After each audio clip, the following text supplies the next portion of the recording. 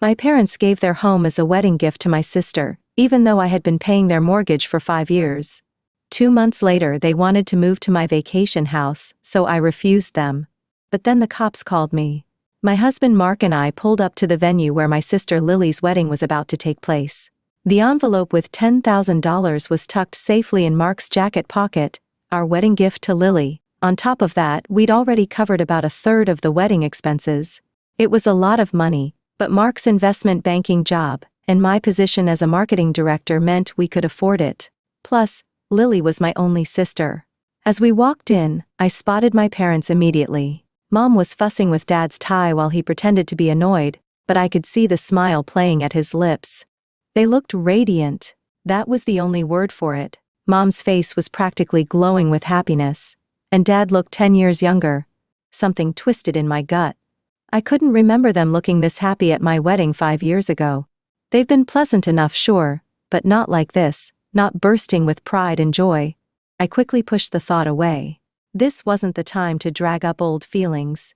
The ceremony went perfectly. Lily looked stunning in her dress, and her fiancé, now husband Jake, couldn't take his eyes off her. I sat between my parents and Mark, trying to focus on the happiness of the day, rather than the nagging feeling that my parents' reactions were somehow different than they had been at my wedding. After the ceremony came the reception. We ate, drank, danced, and then it was time for the speeches. First the best man, then the maid of honor. And finally my parents stood up together. Mom tapped her glass gently. "We want to thank everyone for coming today to celebrate our beloved daughter's wedding." There was something about the way she emphasized beloved that made me shift uncomfortably in my seat. Mark must have noticed because he placed his hand over mine. Dad continued. "Watching Lily grow into the beautiful woman she is today has been the greatest joy of our lives. She's always been special, always brought so much light into our home." I smiled and nodded, wondering if I was just being oversensitive. Of course they loved Lily. They loved both of us. Then Mom reached into her purse and pulled out some papers. "Jake, Lily, your father and I wanted to give you something to start your new life together. Something special." She held up the papers for everyone to see. "We're giving you our family home as a wedding present." The room erupted in gasps followed by thunderous applause. I froze. Beside me, Mark went rigid. I stared at my parents, then at Lily, waiting for someone to laugh and say it was a joke. But it wasn't. My parents were beaming proudly, and Lily didn't look surprised at all. She was crying happy tears, hugging Jake, who was staring at my parents with his mouth hanging open. The house, my parents' house, the house with the mortgage I'd been paying for the last 5 years because my parents couldn't afford it anymore after Dad's hours got cut, and Mom's arthritis made it hard for her to work full-time. I managed to plaster a smile on my face, but inside I was screaming. Not once had they mentioned giving the house to Lily. They hadn't even asked me, and I was the one paying for it. "Tessa, you okay?" Mark whispered. "Fine," I said through my teeth, still smiling as Lily and Jake made their way to the front to hug my parents. An hour later, I couldn't take it anymore. I found Mark by the bar. Can we leave?" I asked quietly. He took one look at my face and nodded. "I'll get our coats." We made our excuses. Mark had an early meeting. We were so sorry. Such a beautiful wedding. Congratulations again. And left before anyone could protest too much. The second we got in the car, I burst into tears. "I can't believe they did that," I sobbed as Mark started the engine. "I've been paying that mortgage for 5 years. And they didn't even tell me they were planning this." "I know," Mark said grimly. "It's unbelievable." And Lily knew. Did you see her face? She wasn't surprised at all. I wiped up my eyes angrily. This isn't about the money. I don't care about the money. But they could have talked to me first. As we drove home, memories kept flooding back. All the times my parents had shown clear favoritism toward Lily. Remember when I graduated college, and they gave me a card with $50, but when Lily graduated 2 years later, they bought her a car. That wasn't right, Mark agreed. Or my 21st birthday dinner that they skipped because Lily had a volleyball game? A game. Not even a championship or anything important. The more I talked, the more examples I remembered. Each time Lily got what she wanted while I got overlooked or forgotten. How my parents attended all of Lily's events, but found excuses to miss mine. How they bragged about Lily's accomplishments but barely mentioned mine. By the time we got home, I was exhausted from crying and talking. "Where are your parents going to live now?" Mark asked as we got ready for bed. "If they're giving the house to Lily and Jake?" I shrugged, pulling on my pajamas. "I have no idea. That's not my problem anymore." I turned off the light and rolled over, trying to ignore the ache in my chest. For the next 3 weeks, I went to work, came home, and tried not to think about the wedding or the house or any of it. Then one evening, my phone rang. It was my mother. Against my better judgment, I answered. "Tessa, honey," Mom said, as if nothing had happened. "We're having a family dinner this weekend. Your sister and Jake are back from their honeymoon, and we'd love for you and Mark to join us." I wanted to say no. I wanted to hang up. But some part of me, probably the stupid, hopeful part, wondered if maybe they'd apologize. Maybe they'd explain. "Fine," I said flatly. "We'll be there." Saturday arrived too quickly. When we pulled up, I noticed Lily's car in the driveway, along with my parents' old sedan. We walked up to the front door, and I hesitated before ringing the bell. It felt weird not using my key, but this wasn't my parents' house anymore. It was Lily and Jake's. Mom answered, all smiles. "Tessa, Mark, come in, come in."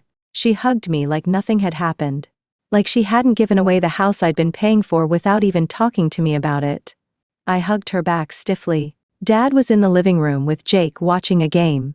He stood up when we entered, giving Mark a firm handshake and me a quick hug. "Where's Lily?"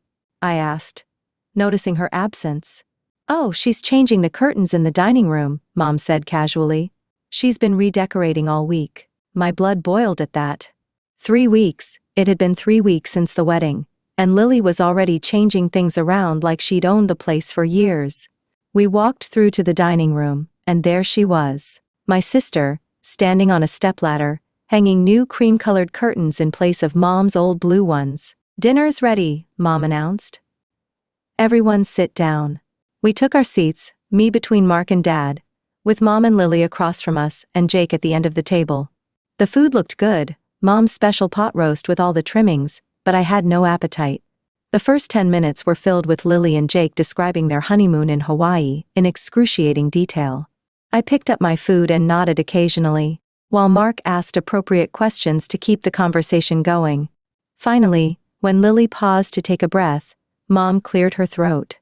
"So, we wanted to talk to you about something, Tessa," she said. "Well, as you know, we've given the house to Lily and Jake as their wedding present." "Yes, I noticed," I said flatly. Mom continued as if she hadn't heard the edge in my voice. "The thing is, they're a young couple starting their life together. They need their own space." I remained silent, waiting for her to get to the point. Dad shifted uncomfortably in his chair. "What your mother is trying to say," he said, "is that we can't live here with them. They need privacy." "I see," I said, still not sure where this was going. "So where are you planning to live?" Mom and Dad exchanged another look. I noticed Lily suddenly became very interested in her mashed potatoes. "Well," Mom said slowly, "we've been thinking about it, and we've decided we're going to move to your vacation home. It's the perfect size for us, and it's in a nice, quiet area." I set down my fork and knife carefully. The vacation home they were referring to was a small cottage I bought with my own money before I even met Mark. I'd saved for years to afford it, working overtime and weekends. It was my special place, somewhere I could go to escape the city, and occasionally, I let my parents use it when they wanted a weekend away. "Let me get this straight," I said, keeping my voice level. "You gave your house, the house I've been paying the mortgage on for 5 years, to Lily, and now you think you're going to move into my vacation home? Without even asking me first?" "Tessa," Dad said, frowning. "Be reasonable. Where else are we supposed to go?" "That's not my problem," I said. "You had a house. You gave it away without consulting me, even though I've been paying for it. And now, you expect me to just hand over my vacation home to you? It's not like you use it that much," Lily chimed in. I turned to her, unable to hide my anger now. "Are you serious right now? It's my property. I bought it with my money." I get to decide who uses it and when. Mom's face had gone pale. You can't mean you're not saying no, are you? That's exactly what I'm saying, I replied. No. You are not moving into my vacation home. Not now, not ever. The table fell silent, then Mom's face crumpled. How can you do this to us? She cried. After everything we've done for you. We're your parents. Yes. And as my parents, you might have thought to discuss this with me before giving away a house I was paying for, and deciding to take over my property. You don't have the right to refuse us, Mom said, her voice rising. We have nowhere else to go now. You actually have your house, I pointed out, the one I've been paying the mortgage on for 5 years. But you gave it to Lily. So now it's your problem to figure out where to live. Lily slammed her hand on the table. God, you're so cruel and greedy. You've always been jealous of me because Mom and Dad love me more. You've always been envious of our relationship. I stared at her, stunned by her outburst. Then I turned to her, suddenly calm. If Mom and Dad love you so much, and you love them so much, then why don't you let them live here with you? This is a 4-bedroom house, plenty of room. Lily's mouth snapped shut. She looked away, suddenly finding her plate fascinating again. That's not the point, she mumbled. Jake and I need our privacy. And I need my vacation home, I countered. Sounds like we both have needs. My parents started talking over each other, telling me how wrong I was, how disappointing, how selfish. I stopped listening. I stood up and picked up my purse. Mark, I think we're done here. The next day, my phone exploded with messages and calls from my parents and Lily. I ignored them all. Some called me selfish. Some begged me to reconsider. Some tried to guilt-trip me with reminders of everything they'd supposedly done for me over the years. I showed some of the messages to Mark, who shook his head in disbelief. I think I need to block them for a while. I can't keep reading these. Do what you need to do, Mark said, kissing the top of my head. Take care of yourself first. So I did. I blocked their numbers and social media accounts, at least temporarily. I needed space to think, to process everything that had happened. 2 weeks passed in blissful silence. No calls, no texts, no family drama. Mark and I fell back into our normal routine, work, home, occasional dinners with friends who didn't try to steal my property. It was nice. I was at my desk reviewing a marketing campaign when my phone buzzed with an alert. I glanced down and felt my stomach drop. It was a notification from the security system at my vacation home. Motion detected. Front door opened. I quickly checked the app. Someone had used a key to unlock the front door but hadn't disabled the alarm system. The security company would be calling me any second to verify if this was authorized entry. Sure enough, my phone rang almost immediately. Miss Wilson, this is Safeguard Security. We've detected entry at your property on Pine Ridge Road. Is this authorized? No. I said firmly, I'm not there, and no one has permission to be there. Please send the police immediately. An hour later, my phone rang. It was an officer from the local police department. Miss Wilson, this is Officer Reyes. We're at your property on Pine Ridge Road. We have 2 individuals here who claim to be your parents. They have keys to the property, but admitted they don't have permission to be here. I closed my eyes, confirming my suspicions. Yes, they are my parents, but they absolutely do not have permission to be in my house. I understand. How would you like us to proceed? We can remove them from the property, but since they used a key rather than forced entry, it's a bit of a gray area for charges. I'll come up there, I decided. My husband and I can drive up now. We're about an hour away. The drive was tense. I alternated between anger and disbelief. How could they do this? After I explicitly told them no, they tried to move in anyway? Who does that? When we pulled up to my vacation home, there was a police cruiser in the driveway.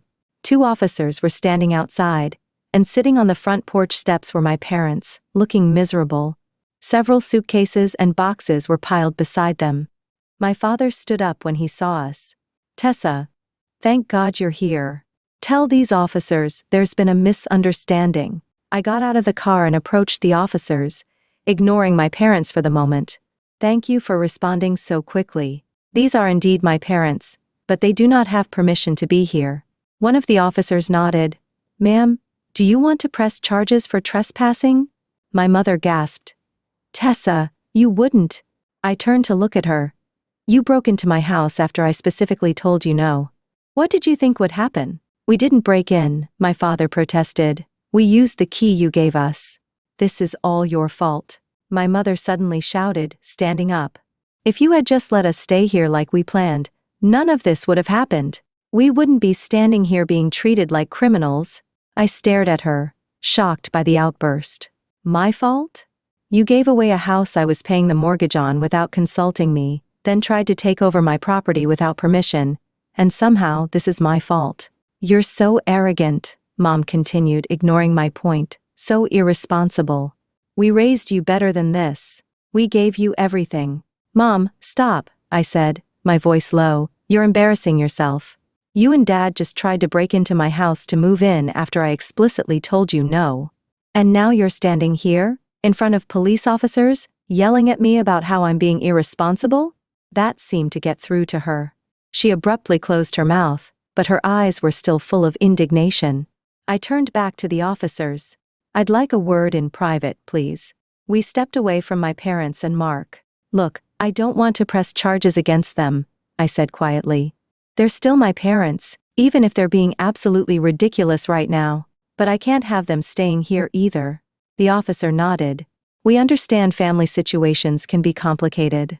We can take them to the station for a few hours, give them a stern warning about trespassing, then release them. Sometimes a few hours in a holding cell can be a good reality check. I considered this. That might be the wake-up call they need. Yes, please do that. I walked back to where my parents were sitting. The officers are going to take you to the police station for a few hours. I'm not pressing charges, but I want you to understand how serious this is. You cannot just move into someone's house without permission, even if you're family.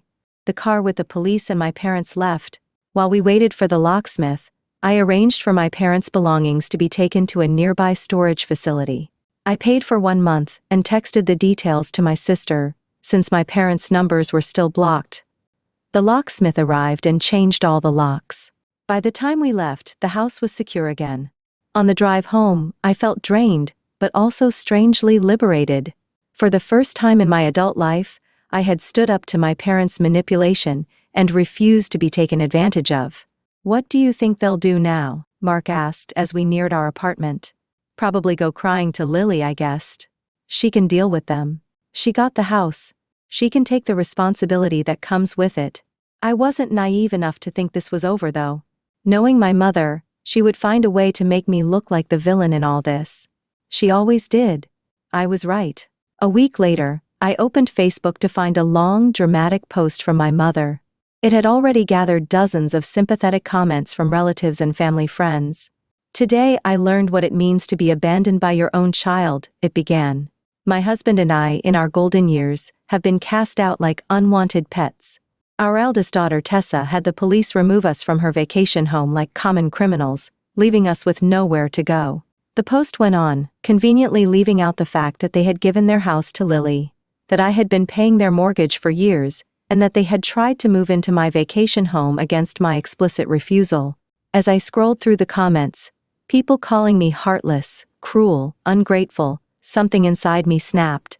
I started typing my own post in response. It was time for everyone to hear the whole truth. I've stayed silent about family matters until now. But since my mother has chosen to make our private issues public, I feel I need to share my side of the story. Here are the facts that were conveniently left out of my mother's post.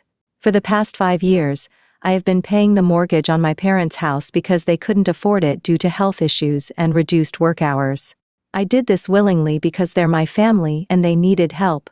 3 weeks ago, at my sister Lily's wedding, which I also helped pay for, my parents announced they were giving their house, the one I've been paying for, to my sister as a wedding gift. They did this without consulting me, or even giving me a heads up.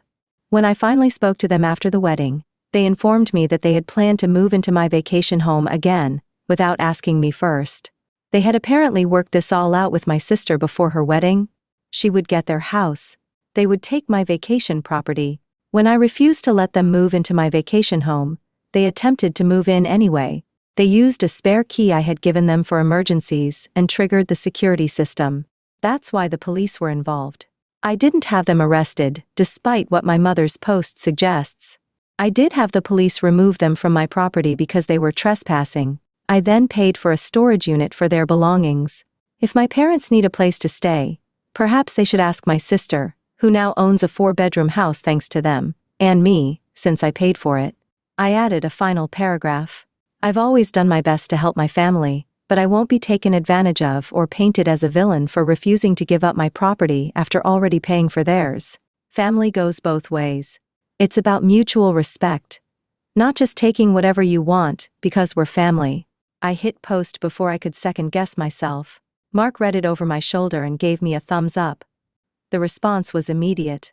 Comments started rolling in, from cousins, aunts, uncles, even some of my parents' friends. But unlike the comments on my mother's post, these were supportive. I had no idea you were paying their mortgage. That's so unfair of them. Wait. They gave away a house you were paying for? I should have felt vindicated, but mostly I just felt tired. This whole situation was exhausting, and broadcasting it publicly didn't exactly feel great, even if I was just defending myself. 2 days later, my cousin Jessica called me. "Hey, I wanted to check on you," she said. "Your parents tried to go back to their house, Lily's house now, but she wouldn't let them in." I sat up straighter. "Seriously?" "Yeah. Apparently, she told them it's her house now and there's no room for them. They're staying in some crappy apartment now, and your mom had to go back to working full-time to afford the rent." I didn't know how to feel about that. Part of me thought they deserved it. This was the situation they had created for themselves. But another part of me still felt a pang of sympathy. They were still my parents, even if they had treated me unfairly. After we hung up, I told Mark what Jessica had said. "It's just karma," he remarked. "Yeah." I agreed, but I don't feel as satisfied as I thought I would. "That's because you're a good person, Tessa. Unlike some people we could mention." Over the next few weeks my parents tried to contact me several times. I saw their names on my phone but couldn't bring myself to answer. I wasn't ready. The hurt was still too fresh. One night, as Mark and I were getting ready for bed, he asked me, "Do you think you'll ever forgive them?" I thought about it. Maybe someday. Not for their sake, but for mine. Carrying around all this anger isn't healthy. "And Lily?" I sighed. "That's more complicated. She knew what they were planning. She was part of it. And then she turned them away when they needed her." "At least you know where you stand now," Mark said, pulling me close. "No more illusions about who's important to them and who isn't." He was right. As painful as this whole experience had been, it had torn away the pretense. I'd spent years trying to win my parents' approval, trying to be as special as Lily was to them. Now I knew that was never going to happen, and strangely, that knowledge was freeing. The next morning, I saw another call from my mother. This time I let it go to voicemail. "Tessa," her voice was different now, smaller, less demanding. We made a mistake. A big one. I know you're angry, and you have every right to be, but please call us back. We need to talk." I deleted the message without calling back. Maybe someday I'd be ready to hear their apology, if that's what they were offering. Maybe someday I'd be ready to have them back in my life, on new terms with clear boundaries. But not today. Today, I was still learning how to put myself first, something I should have done a long time ago. As for my vacation home, I decided to list it for rent. The extra income would be nice, and I liked the idea of the place being used and enjoyed rather than sitting empty as a reminder of everything that had happened.